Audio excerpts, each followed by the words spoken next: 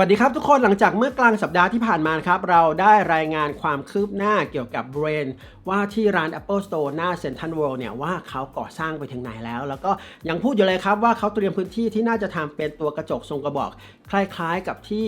สาขาเซี่ยงไฮ้ในประเทศจีนนะครับแล้วก็เมื่อวันที่9ที่ผ่านมาเนี่ยผมก็ได้ไปที่ Central World พอดีก็เห็นแบบความเปลี่ยนแปลงแบบโหจากรูปที่เอามาให้ดูเนี่ยก็คือถ่ายเมื่อวันที่1วันที่2มีนาคมเองครับพอถัดมาวันที่9เนี่ยตอนนี้เขาเตรียมพื้นที่ตรงกลางเนี่ยที่น่าจะทำเป็นตัวกระจกทรงกระบอกสูงขึ้นมาเนี่ยเขาเตรียมพื้นที่แล้วก็เตรียมแบบโครงสร้างที่เหมือนแบบจะติดกระจกแล้วครับตรงนี้เนี่ยซึ่งตัวความสูงเนี่ยตอนที่ผมไปเมื่อวันที่9ผมไม่รู้ว่าแบบมันสุดหรือยังนะครับแต่คือจากที่คะแนนเนี่ยตรงที่เป็นตัวกระจกทรงกระบอกเนี่ยน่าจะสูงอยู่ประมาณสัก10ถึงแบบ12เมตรเต็มที่อาจจะถึงประมาณสัก15เมตรตรงนี้นะครับซึ่ง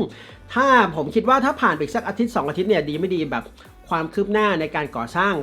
ในช่วงนี้โหน่าจะคืบหน้าไปอีกไกลพอสมควรนะครับในส่วนนี้ส่วนกำหนดการเปิดตัวร้านตอนนี้ก็แบบยังไม่มีอะไรแน่นอนนะครับอย่างที่รายงานไปคราวที่แล้วว่ายังไม่ได้มีระคายออกมานะครับเพียงแต่ว่าหน้าบริเวณไซต์ก่อสร้างเนี่ยเขามีป้ายขึ้นมาอย่างเดียวว่าเขาจะปรับปรุงพื้นที่เสร็จในช่วงประมาณเดือนพฤษภาคมมิถุนายนตรงนี้นะครับหลังจากนั้นเนี่ยเดี๋ยวคงต้องไปดูกันว่า Apple จะเปิดร้านนี้ได้เมื่อไหร่นะครับข่าวถัดมาครับตอนนี้นะครับมีนักวิเคราะห์ออกมาพูดถึงนะครับว่าดีไม่ดีนะครับในช่วงปี 2020 เนี่ย Apple อาจจะทำตัวแว่นตา AR ครับหรือตัวแว่นตา Augmented Reality นะครับในส่วนนี้ซึ่งตรงเนี้ยพอเห็นข่าวตอนแรกก็ไม่ไ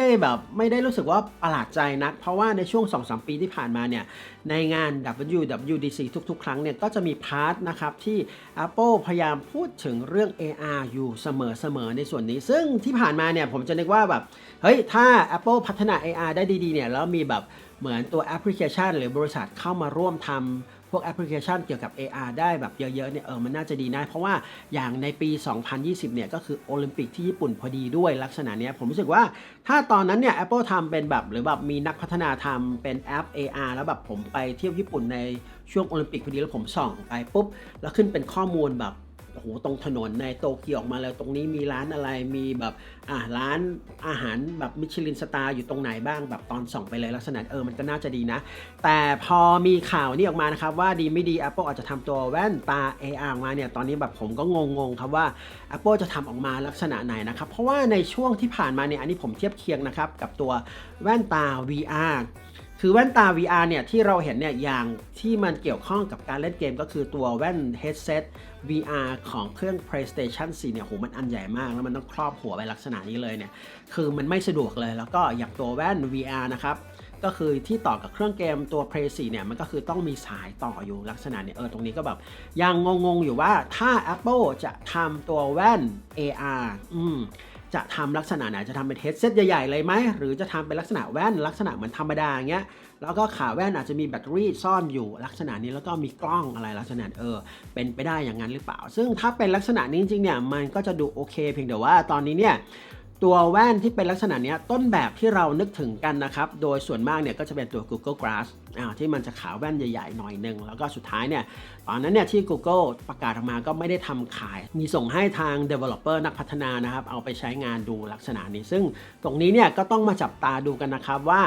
ถ้า Apple ทำตัวแว่นตา AR ออกมาจริงเนี่ยจะทำออกมาลักษณะยังไงแล้วที่สำคัญคือจะใช้งานยังไงแล้วก็สุดท้ายเนี่ยแบตเตอรี่ถ้าทำเป็นลักษณะแว่นตาอย่างเงี้ยมันจะอยู่ได้นานสักกี่ชั่วโมงนะครับในส่วนนี้ครับถัดมาครับเรามาพูดถึงตัว iPad 2019 กันนิดนึงครับหลังจากที่ครั้งก่อนนะครับเราเคยรายงานตามที่เว็บไซต์ในต่างประเทศพูดถึงนะครับว่าดีไม่ดีนะครับปีนี้เนี่ยตัว iPad 2019 เนี่ย Apple จะเปลี่ยนไซส์หน้าจอจาก 9.7 นิ้วไปเป็น 10.5 นิ้วตอนนั้นที่ผมอ่านข่าวก็บอกเฮ้ยเห็นด้วยว่าน่าจะเปลี่ยนแต่กลายว่าตอนนี้ครับทุกอย่างเปลี่ยนไปครับก็คือเขากลับมาว่าปีนี้ Appleจะยังใช้ตัวหน้าจอ 9.7 นิ้วกับตัว iPad 2019 เหมือนเดิมแล้วก็ตัวหน้าตาเหมือนเดิมตัวปุ่ม Touch ID เหมือนเดิม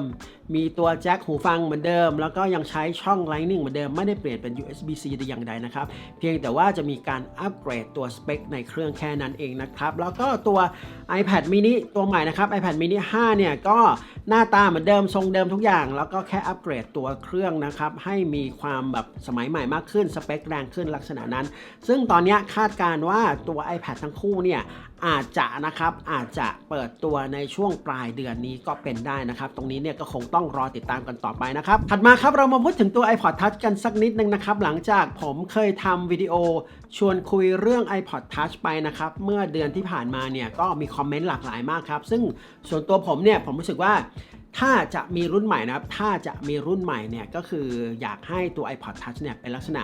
entertainment device ไปเลยก็คือแบบเล่นเกมได้ลื่นๆแบบสเปคดีๆหน่อยแล้วก็หลายๆคอมเมนต์นะครับในแบบที่ชวนคุยวิดีโอนั้นเนี่ยก็มีการพูดถึงว่าอยากให้ iPod Touch เนี่ยด้วยความที่มันเกิดขึ้นมาสำหรับฟังเพลงก็อยากให้ Apple เน้นไปที่แบบสเปคเกี่ยวกับเรื่องการฟังเพลงแบบโหให้แจ๋วๆไปเลยลักษณะนี้ซึ่งตรงนี้ก็ไม่มีใครผิดใครถูกนะครับใครอยากได้อะไรเนี่ยก็คอมเมนต์กันเยอะมากบางคนก็แบบอยากได้สเปคแรงมากๆแต่ราคาถูกๆอันนี้ก็ไม่มีผิดไม่มีถูกนะครับซึ่งในช่วงปลายสัปดาห์ที่ผ่านมาเนี่ยมันมีข่าวออกมาข่าวนะครับซึ่งก็ทำให้แตกตื่นอยู่พักนึงเลยครับคือมันเป็นรูปไอคอนที่เขาบอกว่าเป็นตัว iPod Touch ตัวใหม่มีการค้นพบอยู่ในตัวiOS 12.2 Beta 4 พอเห็นข่าวนี้ตอนแรกเนี่ยผมก็แบบฮือฮาเหมือนกันเฮ้ยมันกลายว่าแบบทฤษฎีที่เราเคยคิดเนี่ยมันผิดไปหมดคือแบบ iPod Touch เป็นเครื่องราคาถูก Apple จะไม่ใส่ตัว Face ID อะไรใดๆเข้ามาเนี่ยตัวไอคอนที่มันมีออกมาตอนแรกสุดเนี่ยมันเกลี้ยงเกลามันไม่มีติ่งไม่มีอะไรไม่มีแบบลักษณะที่เป็นปุ่ม Touch ID ลักษณะนี้เลยครับซึ่งตอนที่เห็นครั้งแรกบอกเฮ้ยถ้ามันออกมาอย่างนี้จริงก็แจ๋วดิมันเหมือนแบบตัว iPad Pro แต่ย่อส่วนให้กลายเป็น iPod Touch ไปเลยถ้าออกมาเนี่ยมันโอเคมากทีเดียวซึ่งไปมาก็คือมีข่าวอัปเดตครับว่าตัวไอคอนนั้นนะเฟกครับก็คือข่าวนี้ก็คือเป็นข่าวปลอมนะครับไม่มีการค้นพบตัวไอคอนใดๆเกี่ยวกับตัว iPod Touch ในตัวซอฟต์แวร์นะครับในตัว iOS 12.2 Beta 4แต่อย่างใดนะครับตรงนี้ใครที่อ่านข่าวนี้ไปแล้วก็ดีใจกันเกอร์ไปแล้วเนี่ยตอนนี้ก็มาบอกกันก่อนนะครับว่าข่าวนั้นเป็นข่าวปลอมนะครับก่อนจะจากกันไปครับขอขอบคุณสปอนเซอร์กันสักนิดนึงนะครับบริษัทมหาจักรนะครับบริษัท Coan นะครับบริษัท RTB Technology แล้วก็บริษัท Generation S นะครับสำหรับตอนนี้น่าจะประมาณนี้ครับพบกันใหม่ในตอนต่อไปครับสวัสดีครับ